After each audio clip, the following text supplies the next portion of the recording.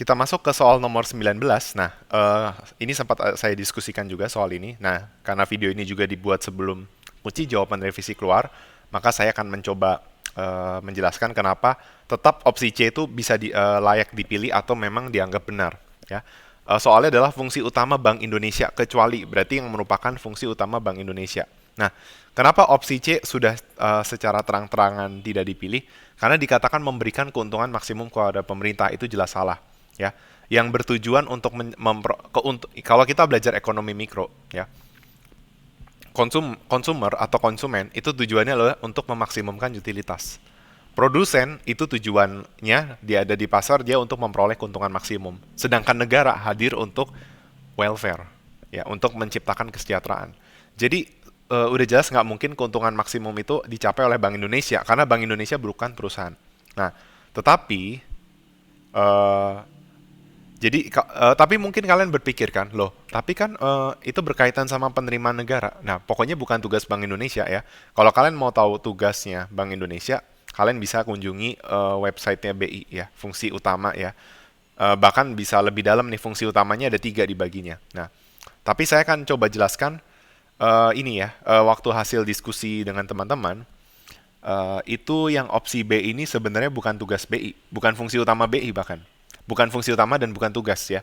Di opsi B dikatakan mengawasi kegiatan bank umum dan lembaga keuangan lainnya. Nah, untuk kegiatan bank umum mungkin bisa juga dilakukan oleh Bank Indonesia ya. Mungkin dalam masalah reserve requirement segala macam itu bisa tuh Bank Indonesia. Nah, tapi kalian bisa lihat website lebih jelas. Tapi yang jelas untuk mengawasi lembaga keuangan lain, saya rasa itu bukan tugas Bank Indonesia. Lembaga keuangan itu, bahkan bank itu juga diawasi, bank dan lembaga keuangan lain itu diawasi oleh lembaga yang namanya Otoritas Jasa Keuangan. Nah, mungkin asumsikan saja misalnya ya OJK-nya itu ditiadakan, ya berarti fungsi pengawasan bank umum dan lembaga keuangan lain hanya dilakukan oleh Bank Indonesia gitu. Jadi mungkin opsi B masih belum dibilang salah gitu. Ya, mungkin saja ada di negara-negara yang tidak ada OJK-nya gitu. Ya, tidak ada semacam otoritas jasa keuangan dan berarti tugas tersebut merupakan tugas bank sentral di suatu negara. Jadi oke lah, opsi B tetap nggak bisa disalahkan. Opsi C jauh lebih salah. Ya. Terus kalau A bertindak sebagai bank kepada pemerintah itu juga benar. Mengawasi keseimbangan kegiatan perdagangan luar negeri, ini kan ada kaitannya dengan mata uang, juga benar.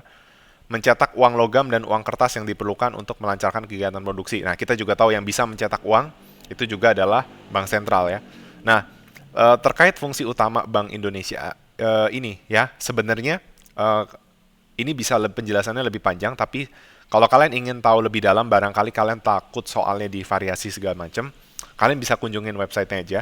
Tetapi saya akan tampilkan apa yang saya tayangkan di sini, yaitu Bank Indonesia itu berkomitmen untuk mencapai dan memelihara kestabilan nilai rupiah. Sebenarnya itu fungsi utamanya ya, memelihara kestabilan nilai rupiah. Ya, melalui apa? Melalui 3 hal ya, pengelolaan di moneter, sistem pembayaran, dan stabilitas sistem keuangan. Nah, eh, saran saya adalah kalian pelajari apa itu kebijakan moneter, apa itu instrumen kebijakan moneter, dan itu sudah pernah dibahas di beberapa video sebelumnya, baik di video pembahasan soal aktuaria ujian PAI A30 ataupun di materi pengantar ilmu ekonomi makro. Kalian bisa cari materi The Monetary System. Di situ saya sudah membahas kebijakan moneter itu seperti apa. Saya nggak akan jelaskan lagi supaya nggak tumpang tindih.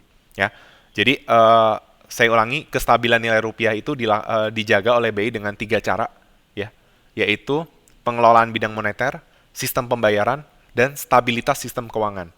Ya, dari 3 hal ini itu mencakup ya yang kita tidak pilih ya, jawaban A, B, D, dan E ya, yang merupakan fungsi utama dari BI. Nah, pengelolaan ketiga bidang tersebut diimplementasikan melalui kebijakan yang dikeluarkan BI dan dioperasikan melalui berbagai instrumen yang sesuai dengan bidang tugas terkait. Nah, kalau kalian pengen lebih tahu detailnya bagaimana pengelolaan bidang moneter, sistem pembayaran, dan stabilitas sistem keuangan, kalian boleh lihat sumbernya aja langsung. Oke? Tapi yang jelas opsi C jelas salah karena keuntungan maksimum itu dicari oleh perusahaan dan dia tidak bertanggung jawab untuk keuntungan maksimum kepada pemerintah. Karena pada dasarnya memang betul pemerintah juga memang dalam hal tertentu pemerintah ingin memaksimumkan penerimaan, tetapi tujuan pemerintah hadir itu bukan itu gitu. Pemerintah hadir untuk menciptakan kesejahteraan ya. Jadi sudah jelas opsi C itu salah. Oke. Sekian dari penjelasan saya. Terima kasih atas perhatiannya.